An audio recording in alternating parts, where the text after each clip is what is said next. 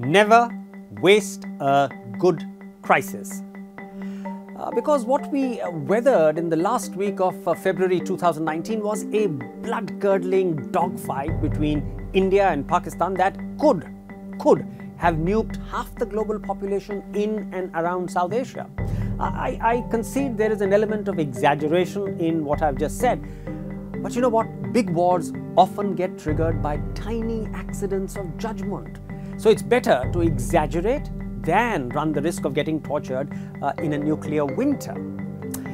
Yet a crisis of such proportions is also an opportunity to grow up, become a wiser person and country. So will India and Pakistan seize upon this dangerous wrinkle to become mature and moderate nuclear neighbors? We don't know. No evidence to that effect yet. But China, widely expected to continue its incendiary support to Pakistan, has certainly mellowed. On day one, after India claimed to have bombed and killed hundreds of Jaish-e-Mohammed terrorists at Balakot, China surprised everybody by endorsing the non-military, counter-terror, preemptive skin of our attack. China could have very easily reinforced Pakistan's protest against what Pakistan was calling an act of war. But China chose its words with utmost diplomatic finesse. As for India's claim on taking action against terrorism, well, fighting terrorism is a global practice. That's what they said. The very next day, after a face-to-face meeting with India's foreign minister, China and Russia announced in a formal statement terrorist groups cannot be supported and used in political and geopolitical goals. But you know, then the Chinese foreign minister seemed to deflect a bit of the heat by saying, we believe that Pakistan has always been opposed to terrorism.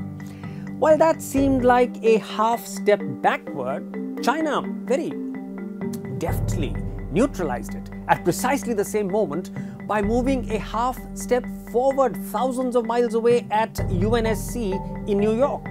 It agreed to sign up for a French resolution condemning the Pulwama attack and, note this, and explicitly naming Jaish-e-Mohammed as its perpetrator. Yes, of course, it did insist on dropping the Pakistan-based prefix for JEM, but you know, for a country that had obdurately vetoed calling Masood Azhar a UN-designated global terrorist for a decade, it really was a fairly huge half stride forward.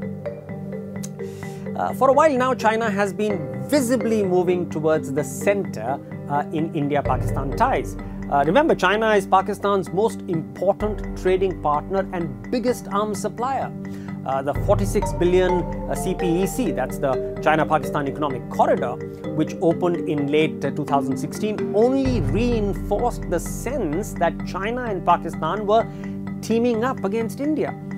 The corridor gives China very easy access to the Indian Ocean and beyond, and has jump-started Pakistan's decimated economy with extensive energy, infrastructure and industrial projects, making Islamabad even more beholden to Beijing. But is it time for India now to stay focused only on the positives? China, remember, can exert pressure on Islamabad in ways that benefit India, namely by curbing terrorism as we have explicitly requested. That's one key interest that we share. The Chinese fear Pakistan-based militants are inciting and abetting their own insurgent Muslim Uyghur population and have demanded tightened security along the CPEC. At Beijing's behest, Pakistan has already banned such terrorist groups as the Islamic Jihad Union and ETIM, whose leaders it extradited to China. Now, will anti-India groups be next to be so named? You know, remember, after militants killed 17 or some people say 19 Indian soldiers at Uri, Beijing publicly denied Pakistan's claims that China would always back them in Kashmir.